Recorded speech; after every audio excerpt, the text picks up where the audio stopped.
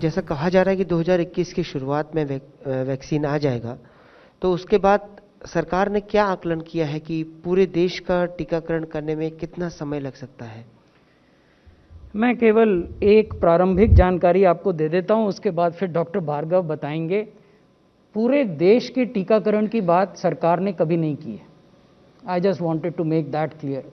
मैं बार बार ये कहता हूं कि इस प्रकार के जो साइंटिफिक विषय होते हैं, साइंस से संबंधित विषय होते हैं, उस पर जब हम चर्चा करते हैं तो ये बेहतर होता यदि हम पहले इस तरह की जो तथ्यात्मक जानकारी है, फैक्चुअल इन्फॉर्मेशन, उसको हासिल कर लें, उसके बाद फिर विश्लेषण करें।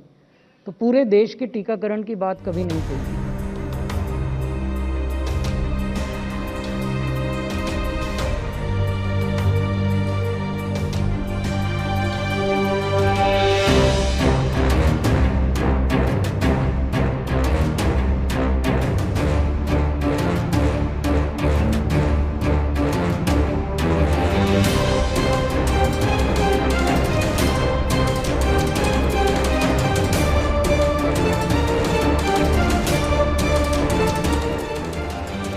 औसत दैनिक पॉजिटिविटी रेट अगर हम पिछले सप्ताह का देखें तो वो और भी कम है, और वो 3.72% है, 3.72%। आज भी विश्व के बड़े देशों में भारत में केसेस पर मिलियन सबसे कम है। अनेक ऐसे देश हैं जहां भारत से 6 गुना, 7 गुना, 8 गुना ज़्यादा केसेस प्रति मिलियन पॉपुलेशन हैं।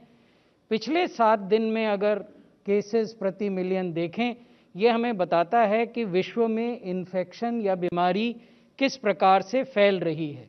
हमने पहले भी आपको ये बताया था कि यूरोप के देशों में और अमेरिकाज़ में, यानी नॉर्थ और साउथ अमेरिका में, तेज़ी से एक सर्ज नए केसेस में देखा जा रहा है। उसकी वजह से पिछले 7 दिन में अगर आप नए केस प्रति मिलियन पॉपुलेशन देखें तो भारत में 211 केस प्रति मिलियन हुए, जबकि ऐसे भी देश हैं जहां 3,300 और 2,900 केस प्रति मिलियन पिछले सप्ताह में रिपोर्ट किए गए। अगर मृत्यु प्रति मिलियन के आंकड़े को देखें तो भारत में ये 100 है, विश्व का जो औसत है वो 186 है, और अनेक देश ऐसे हैं जहां भारत से 6 गुना, 7 गुना, 8 गुना और 9 गुना ज़्यादा डेथ प्रति मिलियन रिपोर्ट की गई हैं।